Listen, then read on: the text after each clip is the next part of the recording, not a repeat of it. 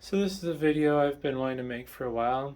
It's by no means authoritative or scientific. This is just based on my last 15 years of shipping packages. A lot of what I've learned is from experience, but I've also learned stuff from talking with people, whether it be at the UPS store, FedEx Kinko's, or other people that do e-commerce stuff as well. I'm just going to do a little coverage, I guess, on the various types of items that I'm familiar with and that I use. And hopefully this is helpful for people that maybe are new to shipping or aren't always sure what to use. So throughout the various clips here, I'm going to go over specific types of packing materials. As you see kind of in this mess here, I think might be a few things I don't have. I don't have cornstarch packing peanuts, and I don't have any expanding foam packages to demonstrate. But yeah, so the next few clips will be on the various items. So this is packing paper. Generally, I don't like using this with anything over 5 pounds, and even then it's kind of debatable. The biggest problem with packing paper is it can compact flat really easily. So it's not a good void fill. It's not going to really protect your item. It's easy to source for free, whether it be you use junk mail or newspaper or from other packages, which is where this came from. I would be careful with using like junk mail or newspaper because the ink may rub off onto your item. Generally with my stuff, I try not to use it, but I have started using it a little bit more just to kind of save money. It's a viable packing material. It's not good in my opinion. I mean, to my surprise, I've seen some shipping places use this with heavy items, which I don't know how that works out. I mean, it must in the long run, but it's not something I would recommend. Generally, where I find packing paper to be most handy is if, let's say I have a box that weighs 2 pounds and 1 ounce. Well, I'm already paying for the 3-pound weight. I could use something like, whether it be packing peanuts or air pillows, and they'd be perfectly suitable items. But those are going to cost me more, and I'm not worried about weight sensitive weight fill. Paper is the same amount of density of paper is going to weigh more than packing peanuts, depending on how much you compress the paper. But the nice thing about paper is if I'm not worried about weight and I have 15 ounces of headroom, I can just jam a box full of paper after I package my item in bubble wrap, and then the void fill weight's not going to hurt me any. It's not going to matter, and then I just save money on paper that I got for free versus paying for packing peanuts. I could use air pillows that I got for free, but I like to save the air pillows for when I'm actually on a weight constraint where I'm pushing close to that next pound and I don't want to have to pay for it. So yeah, packing paper has its uses, but it's not something I would recommend to use very often when it comes to shipping. It's just not a great material for shipping stuff. So the next item I'll be talking about will be air pillows. Air pillows are kind of a weird item. They're better and worse than packing paper at the same time. I personally don't like using them for anything over 3 pounds. The biggest problem with air pillows is it depends on how durable they are. I haven't seen any that are like super durable, but the problem is if your item takes a hard jab or it gets dropped, you run the risk of your pillow getting popped. That's probably a better example. So this pillow here still has air in it, but this one got popped. It's completely flat. Well, you just lost all that void fill. And maybe it wasn't in a critical spot. Maybe you got lucky and it's just It just happens to be the right pillow to get popped where your void fill is still keeping the item snug. But if it isn't in the right spot, or if multiple of them get popped, next thing you know, your item's bouncing around the box. Which means your item could be taking impact damage that you didn't want it to take. Also, your box is going to be a little bit weaker now because it has more flex to be able to smush together, because maybe this was right on the edge. Well, now your box can get smashed in on that side and it's going to take damage. So they're handy. They're definitely handy for lightweight items. That's my preferred thing if I want to do a lightweight item, especially if I'm trying to get in at first class rates. I can't tell you what one of these air pillows weigh, but I'm pretty sure that all these air pillows combined here don't weigh more than an ounce. So if I have something that I'm trying to ship, and let's say the item weighs 10 ounces, the box weighs 4 ounces, and this weighs 1 ounce, well, that's fantastic, because now I can ship that item first class, at least with the online labels, up to 16 ounces, and I'll be under the threshold where I feel safe. Versus, let's say I take this packing paper for void fill. Well, this packing paper might weigh 2 ounces. Probably not, but let's just pretend it does. So this packing paper might be twice as heavy as the amount of void I just filled with the air pillows. Plus, maybe I got lucky. Maybe this packing paper put me at 15.9 ounces. Well, I'd rather have the air pillows. I'd rather have that cushion of the protection, but also the cushion of the weight of the package being under the threshold. Because if I'm at 15.9 ounces, there's a higher chance that the postal worker may screw up and claim my package was over the weight, because their scale might have said, oh, well, this package weighs 16.1 ounces. Versus a lighter void fill option like these air pillows, if I'm at 15 ounces or even 15.5 ounces, my odds are better that the post office isn't going to say my package is overweight if they happen to check it. The thing I hate about air pillows is a lot of the bigger shippers, like major retailers, think that these are an okay option for void fill. I've seen them be successful for larger, heavier items, and the pillows are all intact still.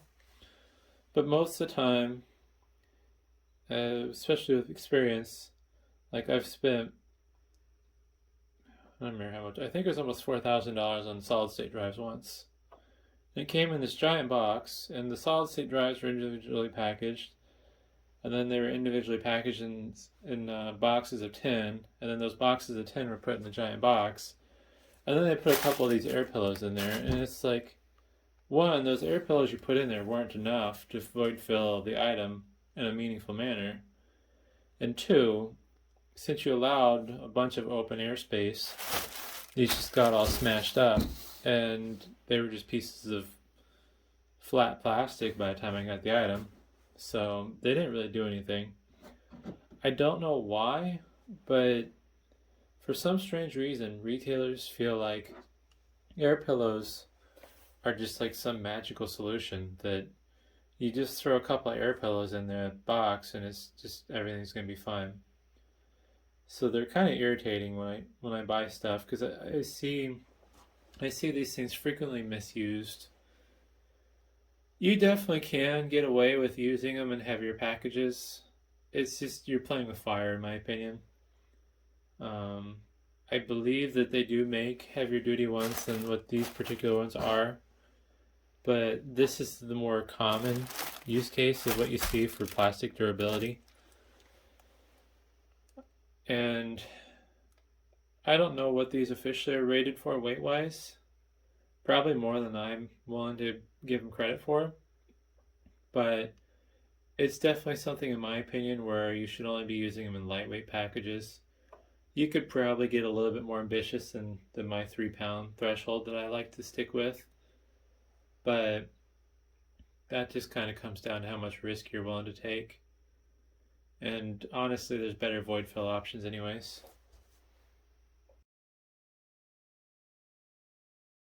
So bubble wrap is the next item on the list. Quality matters big time. Don't cheap out on your bubble wrap. You can go overboard, but generally the kind of the mid-range quality stuff is what you want to go with. And I have two examples here. This is just some cheap light duty stuff that came in a package of items that I bought. This isn't too far off from what I used to get when I was buying my bubble wrap. And it doesn't take a lot of force to either deform the bubble or pop it. Compared to this, I don't know what this stuff is supposed to be rated at. It's supposed to be a little bit more heavy duty though than the economy stuff. But I can push on it with a little bit more force than that other sheet, and it will deform the bubble, but to pop it, I really have to push harder. It might take twice as much force. Plus you can kind of tell from the sound of how it pops, how strong it is. So this is the light duty stuff. And this is my more heavy duty stuff. So you can tell that cracks a little bit louder, a little bit kind of higher pitched. I couldn't tell you why specifically. I just know that the more durable stuff sounds different when you pop it.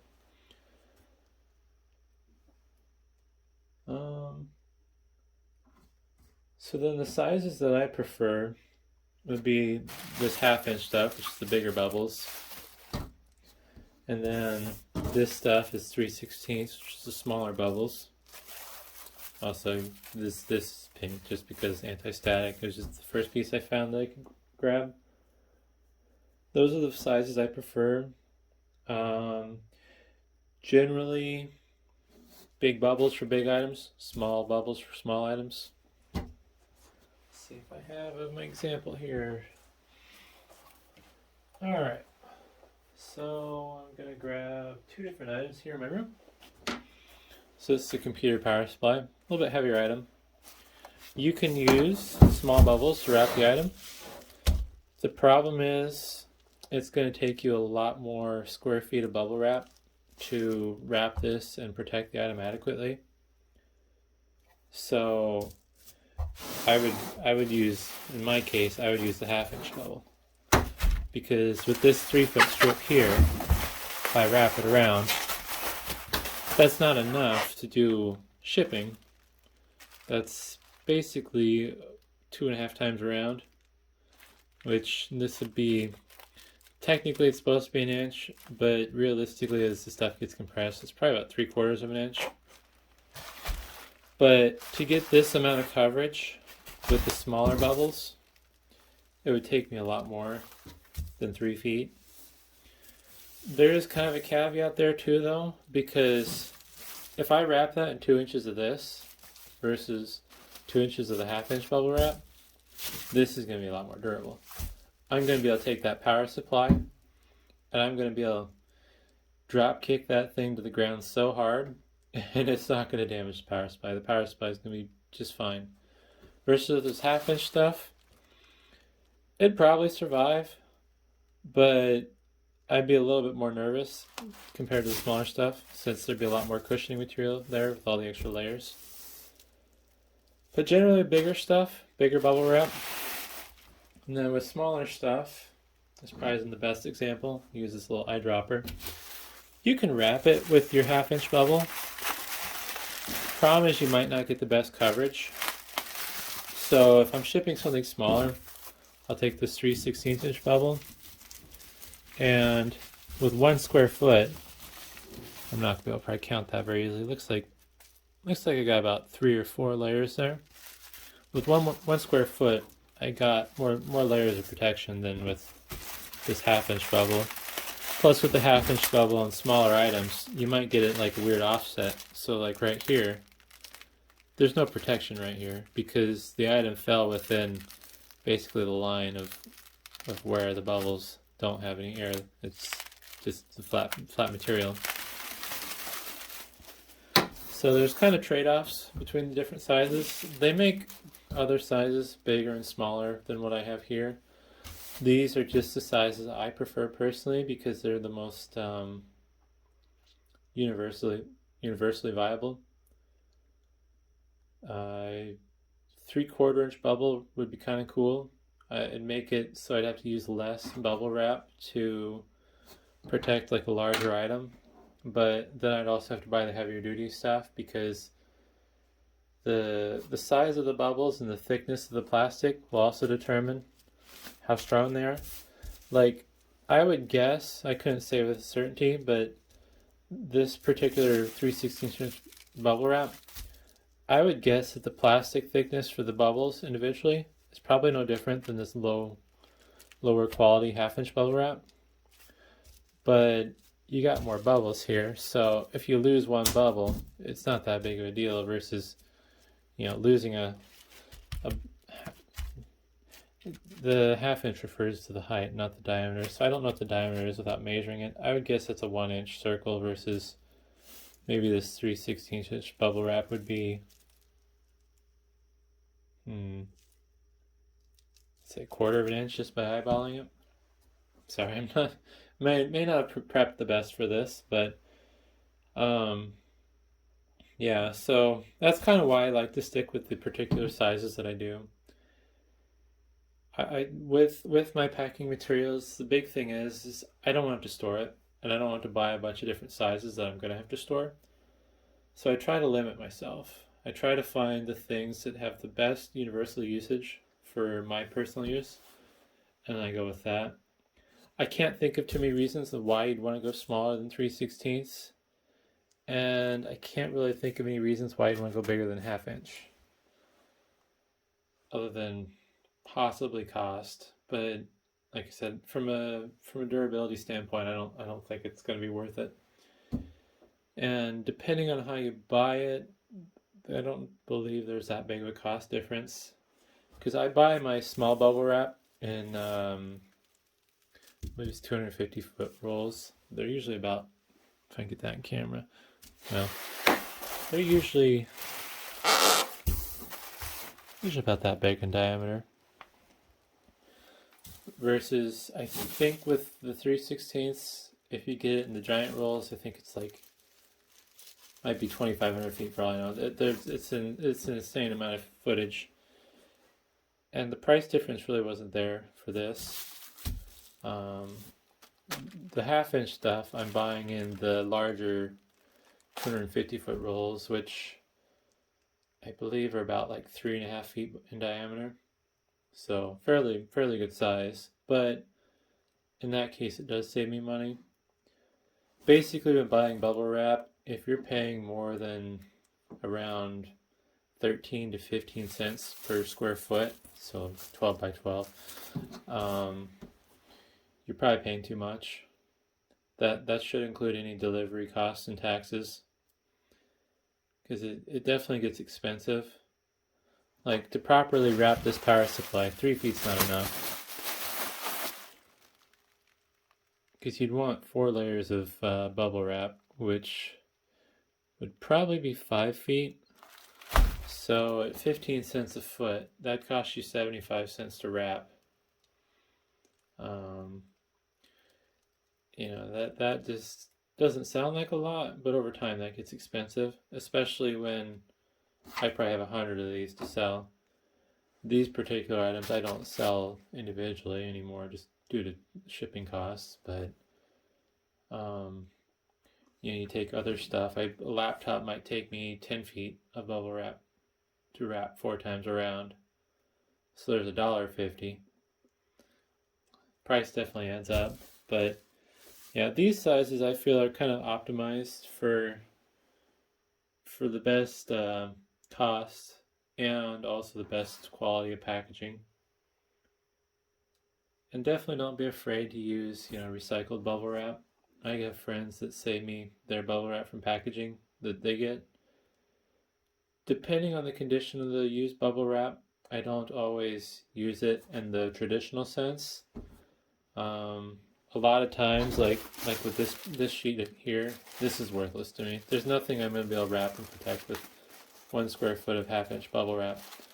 So what this becomes void fill for my lighter packages. This basically even though it's a piece of bubble wrap, when I look at this, I see an ear pillow. I see a high quality ear pillow. So I'll take this and I'll jam it in. Maybe I'll have this all wrapped up, and then the box that I put it in was just slightly too big. So I'll take this and I'll jam it in and fill in the void. So yeah, hopefully that makes sense in the bubble wrap. This one probably be my longest ramble since it's some of the items I'm more passionate about, I suppose. Bubble wrap's the thing I use the most of when I can.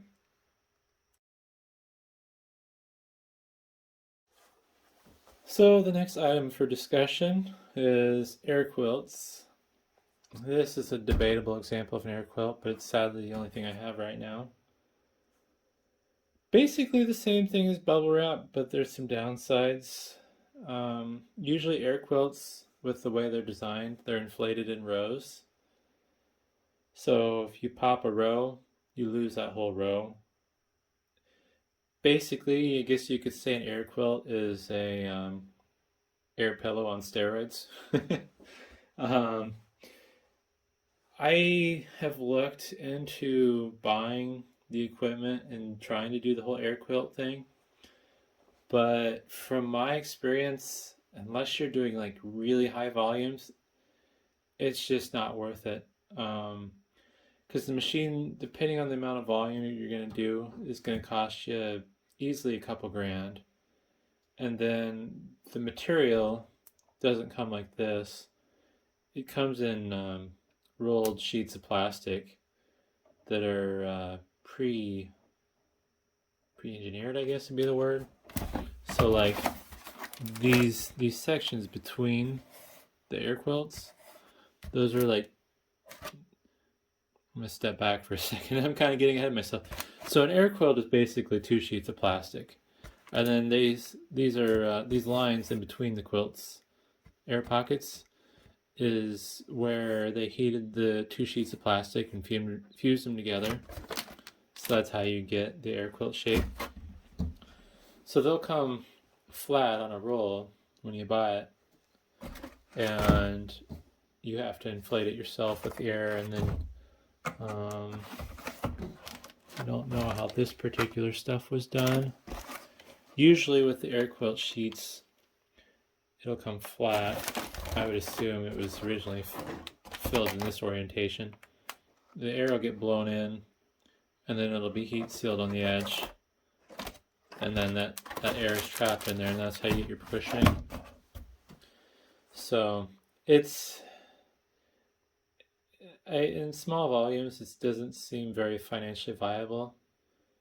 Like if you're spending thousands upon thousands of dollars in bubble wrap a year, it might be possible for it to be financially viable. But basically, I guess the way to figure out if it's worth it for you is take the costs of the machine, figure out how much square footage of bubble wrap you use in a year, just kind of a rough number. So like if you're buying, let's say you're buying 1,000 square feet of bubble wrap a year, if you can figure out what your cost per square foot is, and then just do the math out for, I'd say at least like the next 5 years, that'll basically tell you if the costs of getting into air quilts is worth it or not. I personally would just rather store the material in the pre-made form, of which you know, is bubble wrap, pre-blown, is pre-designed, it's all good to go. You just take it off the roll. But with air quilts, the storage space required is lower. But I guess one thing to show on the downside is, so these are all in rows, in straight lines. So I'm going to take one of these. I'll do one somewhat in so it's a little more obvious. I just popped that. And as you can tell, now that I popped that, this whole row is toast. It's worthless. It might as well not be there. As you see, it just compresses, versus the stuff that has air in it still. You can't really compress it like that. The one where I popped, it just might as well not be there anymore. So that's an example of why air quilts are bad. The other thing I have found from personal experience, I've never owned an air quilt machine. Occasionally, I've gotten stuff in where they've used an air quilt to wrap an item in a similar fashion as you would bubble wrap. And I don't know why specifically it's a problem, but the air quilts I've seen in packaging, they kind of go into like a zigzaggy, almost like an S shape. And so what happens is the layers, they don't lock together, they kind of slip around. So the air quilts don't wrap around tightly around an item like packing, or like bubble wrap will. So with bubble wrap, you have a flat face in your bubbles. You don't have the textured shape on both sides. So I can wrap this. I'm gonna do a poor job of this, just loosely. But I can wrap this loosely and it'll shift a little, but it won't shift a lot. If I wrap it really tight and then I tape here and then I tape the ends, it's basically just a solid unit at that point. But with air quilts, it seems like since the texturing, it seems like since the texturing of the material is on both sides of the quilt, it just doesn't lock together like it should. So it kind of leaves you with a little slop. It's not to say it's a bad material. It's just it doesn't fall under like my personal preferences. Plus the costs, the startup costs are pretty significant. I don't know if maintenance costs would be a problem either. I don't know how the machines work specifically, since I've never seen one in person. But from what I can tell, they literally just blow air in the channels and you seal them shut. You could probably actually make your own air quilt filling machine if you were ambitious, but that's just not something I have time for. I don't want to deal with it. I think that should. Yeah, I believe I mentioned previously also that one of the upsides is there's less of a storage requirement for air quilts, and you can make it on demand, so that's nice.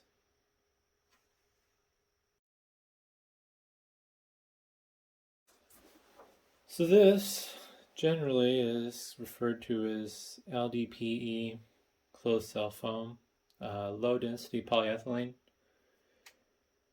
In my opinion, it's probably one of the top tier packaging materials, although you're going to pay a top tier price for it when you buy it new. I don't believe it's really affordable from what I've seen. Only thing better than this, in my opinion, would be the expanding foam pouches. This type of foam comes in a variety of forms, usually in sheets, and then, well, I guess I should say thick sheets and thin sheets. The thin sheets you would use to like wrap something. I just have rubber band just to keep it under control, but bring that power supply back in as an example. So like maybe you're shipping a bunch of these in a box and you're worried about them damaging each other. So you could wrap your power supplies, each one of them in there like this, and then butt them together. And then they're not going to rub on each other and cause damage. I wouldn't really use this as like a damage protectant. It's more of a surface wear protectant. You could presumably wrap this thick enough where it actually would protect your item from damage, but it really wouldn't make sense from a cost standpoint since this stuff's not very thick.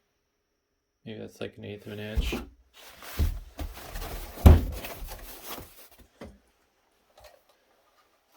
Generally with LDPE foam,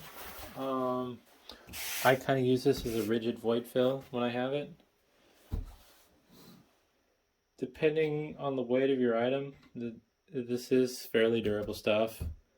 I couldn't tell you what like the load capacity of this foam is, but there's different densities you can get. This is probably more on the lower end of the density for this foam. You can get higher density foams of this style, the LDPE stuff, that you can use with heavier stuff. Like I've seen it in road cases for audio gear where the foam, if you were to push on it, it might as well almost be a rock. It has give, but it doesn't have a lot because it's meant to take some pretty severe jolts and have really heavy items in it. It's definitely, it's a highly durable item. It's reusable, which is great. It's easy to shape with a sharp blade. If I want to make a straight cut, this is already cut through pretty far, I guess, but I'll just rip this off. If I want to make a straight cut through with a razor blade, I didn't make a mess doing that, like with styrofoam. I don't need any special tools like a hot knife. I just need a sharp blade. It's if you don't want to buy it, it's easy to source from like packaging from electronics, like computers, laptops, DVD players. Not that people buy those anymore, but various electronic items. Usually they use this kind of foam, mostly because it's durable and it has enough give where it'll protect your item, which is good because you want your material you're using to protect your item to be able to absorb some shock.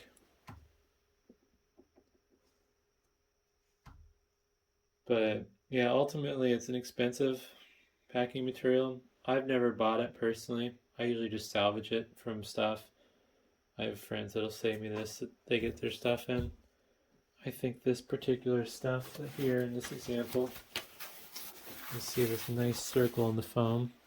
I think there's some rims that a mechanic friend of mine must have installed, and this is what these particular pieces of foam came from.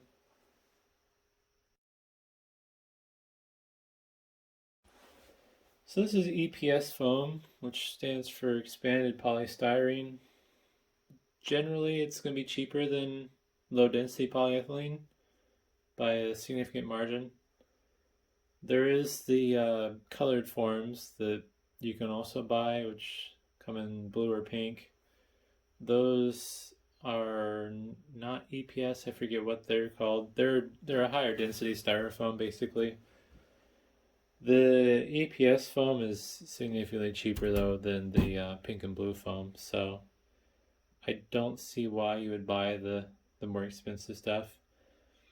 This is commonly used in just a ton of items. I mean, appliances, electronics, furniture, anything really that gets shipped. This is the go-to for most manufacturers that are selling new products. It's difficult to cut though without a hot knife.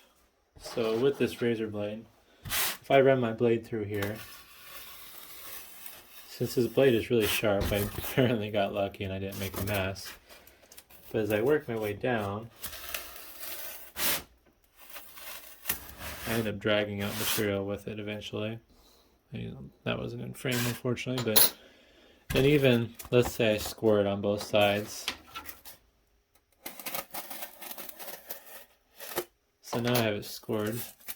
I guess I cut through deep. But even with cutting through it deep and scoring, now I have a mess. You can avoid that with a hot knife, whether you make your own or buy one from like the craft store. Basically, I think is the best place to find them. The hot knife, then you can do complex shapes and stuff. I don't have anything that would represent a complex shape, but let's say I wanted to use this piece of foam to ship this eyedropper. Well, I could trace out this eyedropper, and I could use a hot knife. And I could have the shape of this eyedropper cut in there perfectly. And that'd be great. It's definitely a good option if you want to ship something complex and fragile. The only problem with cutting this foam with a hot knife is it will let off fumes, which may or may not be harmful. I don't know what the fumes are comprised of personally, but something to kind of watch out for. This is especially great for heavy items. One of the downsides is it's not going to absorb a lot of shock, so some of that shock is going to get transferred through into your item. Generally with heavier items, that shouldn't be too big of a deal. unless you're shipping like let's say a giant glass jug, like a 5 gallon glass jug that you would use for like brewing in. Then you're gonna want to be a little bit careful. You definitely want to make sure that you're using thicker foam for something that's really fragile. But let's say you're shipping a machined piece of steel, like a like an engine block, or well, it's probably a bit too heavy. An engine block you'd probably just put in a shipping crate. I don't know. Maybe you're shipping a 3-inch cube of solid steel to a friend who collects steel cubes.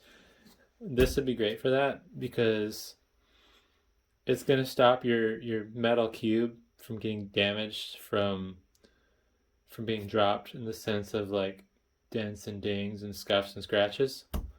And this will be rigid enough to keep it in place. But you wouldn't want to take something like, let's say, this laptop here and sandwich it between this foam. Because odds are, even if this is half-inch thick foam, by the way, even if I were to have 2 pieces of foam on top of the laptop, if I were to give it a sharp impact, bam, like that, I'm fairly confident that would damage the screen. It's not gonna protect it. That's where you want to use something that has a little bit more give, like bubble wrap. But this is great. It's a great way to protect either heavy items that aren't fragile or for void fill. So like one of my personal uses for this EPS foam is maybe I had this laptop wrapped up already in the box and it's all packaged up, it's ready to go, but there's empty space. Let me use this power supply. There's empty space between the bubble wrap and the edge of this box. Well, I can use this as a brace to keep the laptop inside the box, and then I can void fill the edges and the open spaces with packing peanuts. Overall, I try not to use it too much though. Usually, like I said, with heavier stuff. If I get some salvage from stuff, sometimes I will, let's say this piece is smaller. Actually, I'm going to use this piece because I don't want to break this edge off. Sometimes with this smaller, if I get some smaller chunks, I'll just take it and I'll break it up into packing peanut sized chunks, and then I'll kind of mix it in with my bag of packing peanuts. So it's something you can, recycle and reuse, which is nice. But yeah, EPS foam is definitely not fun because I've made a huge mess here just playing with the stuff.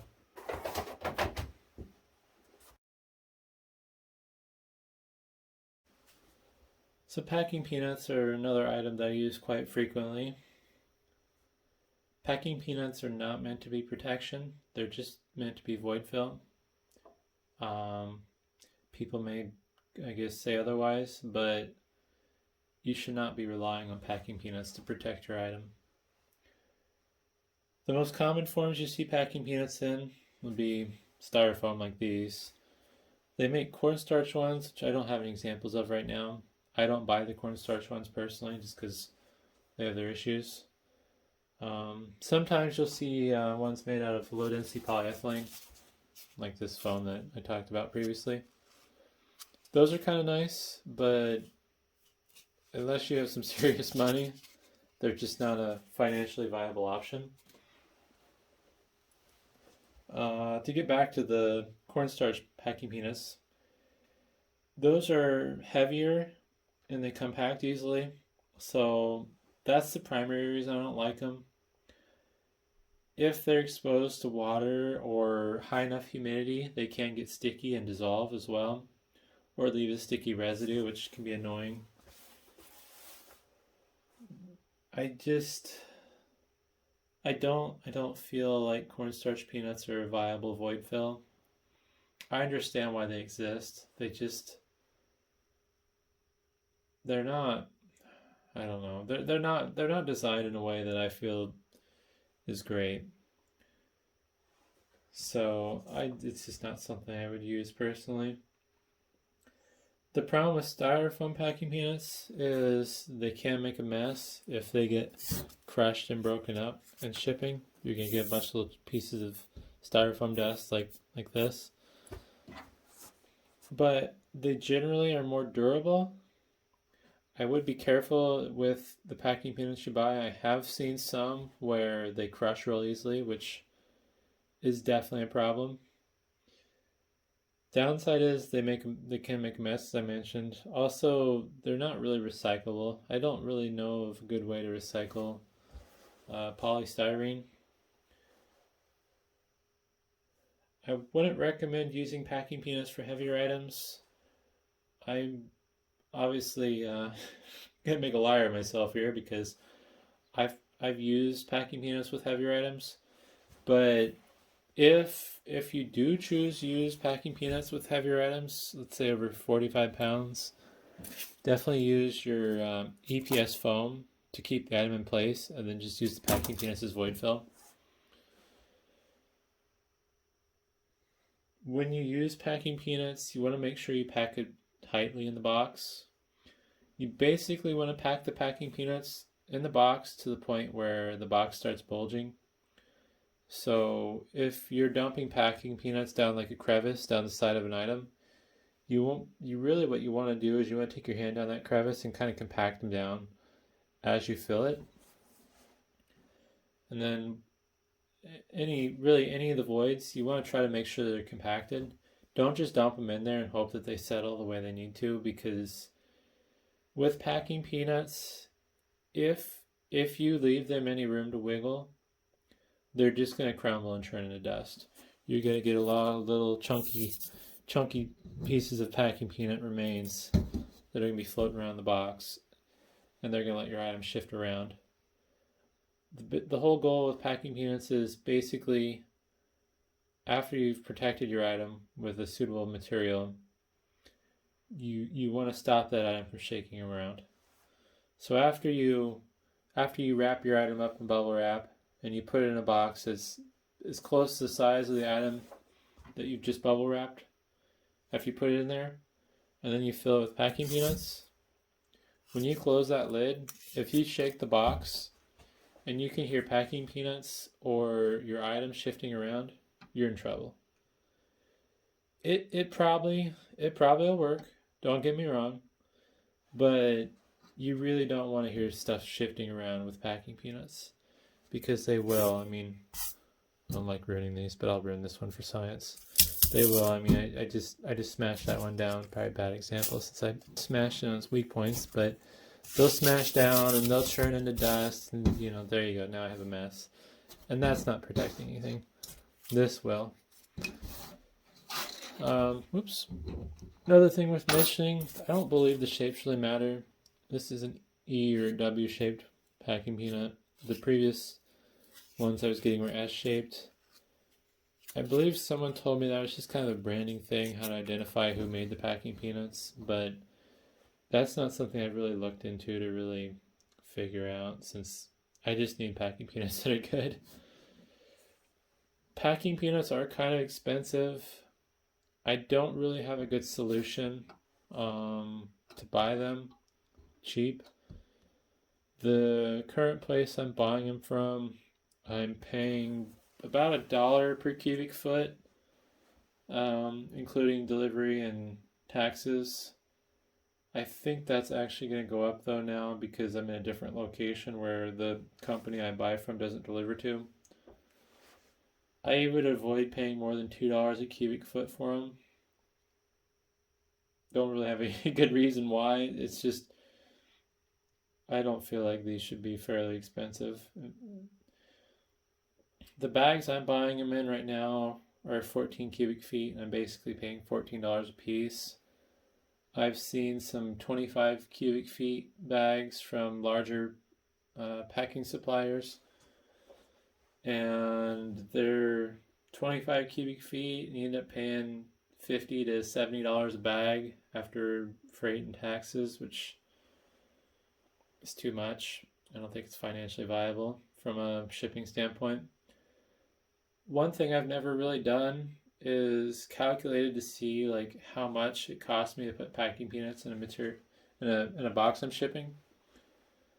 I think it would be interesting, but I just try to make sure I'm not paying too much for them. One thing I have thought of is there's machines you can buy that are basically just hot wire cutters, where you'll take your styrofoam and feed it in the machine in a similar manner that you would just feed paper into a paper shredder, and then it'll turn your styrofoam into little zigzag looking packing peanuts, kind of S-shaped. I almost bought one of those because it's pretty easy to get just scraps of EPS foam. But the biggest thing I didn't like about those machines was they let off a lot of fumes and stuff. So it wasn't really something I want to have to deal with or worry about.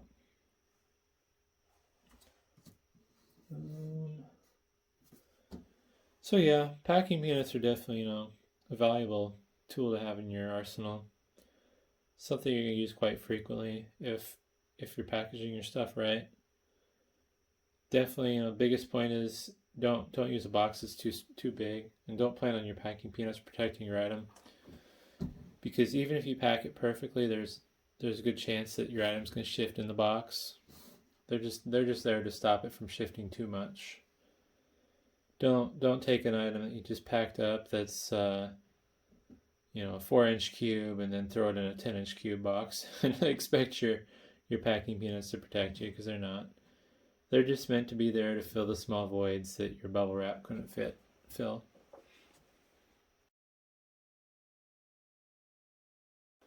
So I don't have any examples for the last item, so I just figured I'd throw everything back on the table for something to look at while I ramble. Expanding foam pillows.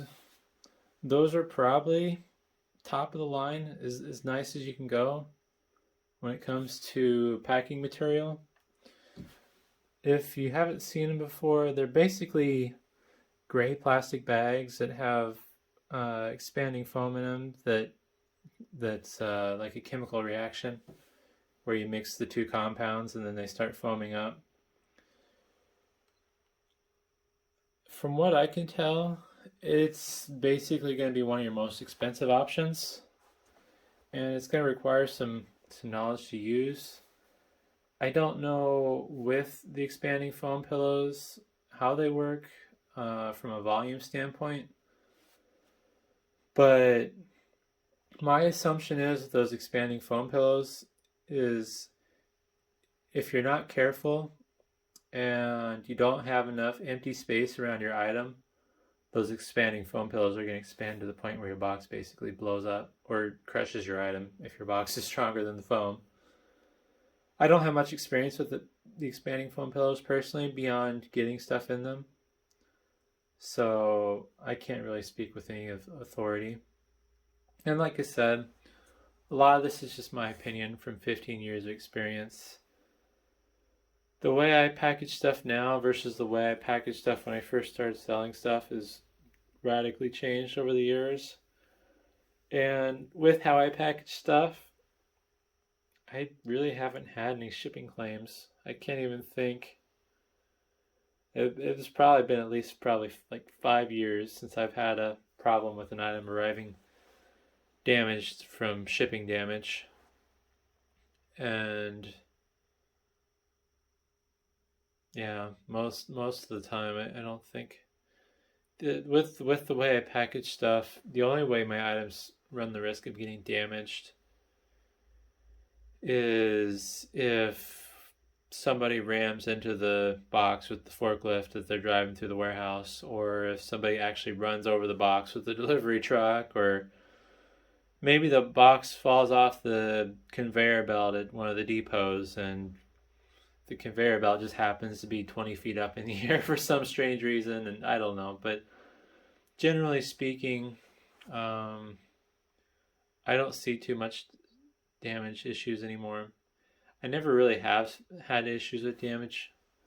In the years I've been doing this and the who knows how many thousands of items I've shipped, I could probably count the number of claims I've had to do, or situations where the item got damaged on two hands. If it's more than that, I'd be surprised. I don't really keep track, but an actual shipping damage claim for me is pretty rare. So yeah, basically, best rule of thumb with majority of items, 2 inches of bubble wrap. Ship it in a nice sturdy box. If the box already has creases or damage to it, I wouldn't use it for something fragile. I do make exceptions to double wall boxes. Double wall boxes can take a lot more abuse before the structural integrity gets compromised. But then yeah, after you wrap your item in 2 inches of bubble wrap and you put it in your nice sturdy box, any voids, fill them with whatever you feel is best. Maybe it's EPS foam, maybe it's LDPE foam, maybe it's packing peanuts. But if you fill it to the point where you can shake the box and nothing shifts, you should be good. It should be quite a challenge for the carrier to damage your item. There's probably exceptions. I mostly ship electronics. I don't have any experience with shipping like vases or mirrors, glassware, dishes, anything like that. There's probably a whole line of thinking that I'm just be completely foreign to me. But with these particular items in question, you should be safe with 2 inches of bubble wrap and the appropriate void fill in a sturdy box. So yeah, probably not the best video. I should have scripted it. I did make myself some notes to refer to. I have 2 whole pages of notes. I might make a video on boxes and my opinions of boxes. I gotta write some notes down and see. Boxes are generally pretty straightforward. Make sure the box isn't too much bigger than your item after it's been protected. And make sure the box is durable enough to handle the weight of your item. The heavier it is, the better your box needs to be, basically. But yeah, thanks for watching.